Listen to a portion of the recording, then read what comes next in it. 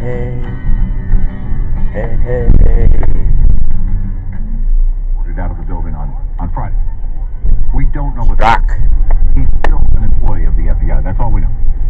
We don't know too much. Just wanted to walk him to his car. Just had to walk him to his car. About the politics of Paris. Politics of Paris. Stock market down, what was it? 200 Of Paris. Here's to you, Mrs. Robinson. Heaven holds a place for those who pray. Hey, hey, hey. Hey, hey, hey. Well, to be honest, it is what it is. You know, honestly, I've been crossing over, trying to talk to people about things. You know, that's just how I am. You know, I'm concerned and all that kind of stuff. I'm really not a bad person. I don't think so. You know, it's not for me to decide anyway. You know, I mean, we are what we are. You know, an apple doesn't fall too far from the tree. Medico Security. Joseph P. Mangione. You know, when I was at Northeast, I was actually at Northeast, met a guy, Ken, that same last name, Mangione, however you say it. Yes, I'm a full-blood Italian, but I just, my mom can say all these Italian names better than I can. She knows them all.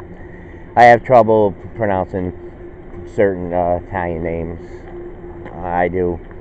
I was always English, and very, very bad English at that. Really bad English. And I often told the story as to why, well, it was where I grew up. You know, this is in the New York area, stuff like that. Troy, New York. Everyone knows this was a happening place. This was it was a beehive of a place.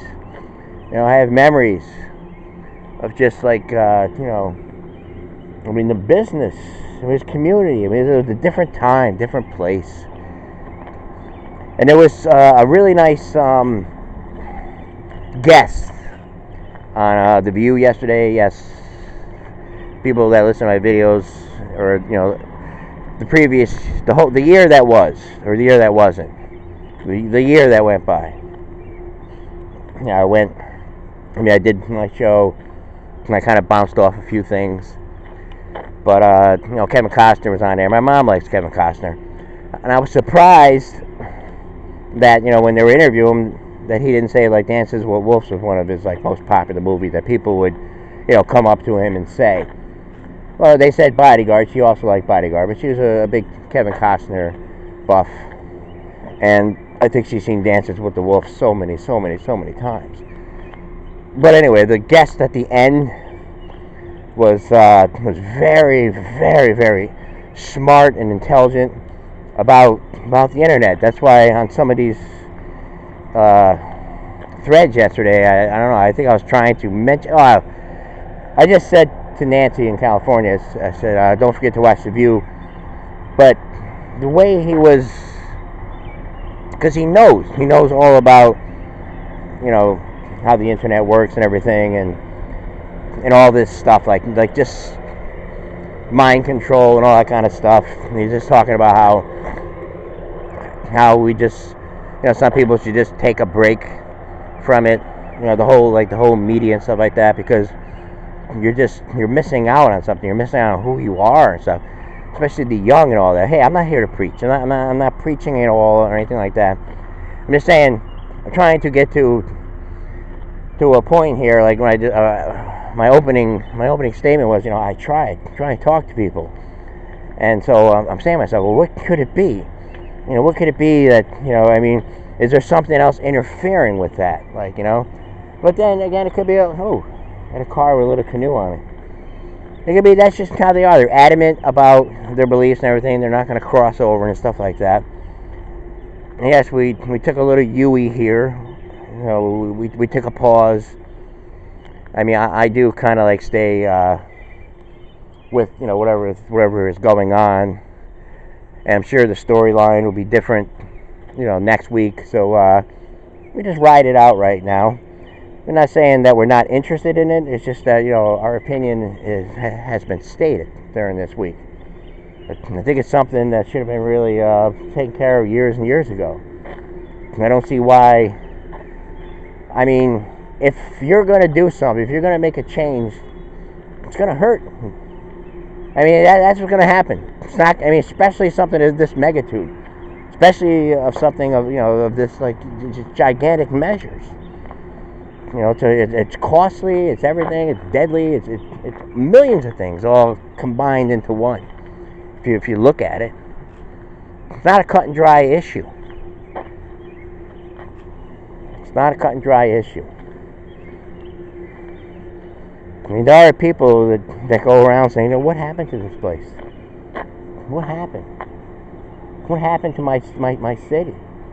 Like that Pretender song, Ohio. I went back to Ohio. That's what I thought. When I first came on Facebook, that's what I thought. I'm in here it was bad. It was dark. It was dreary, It was dreary.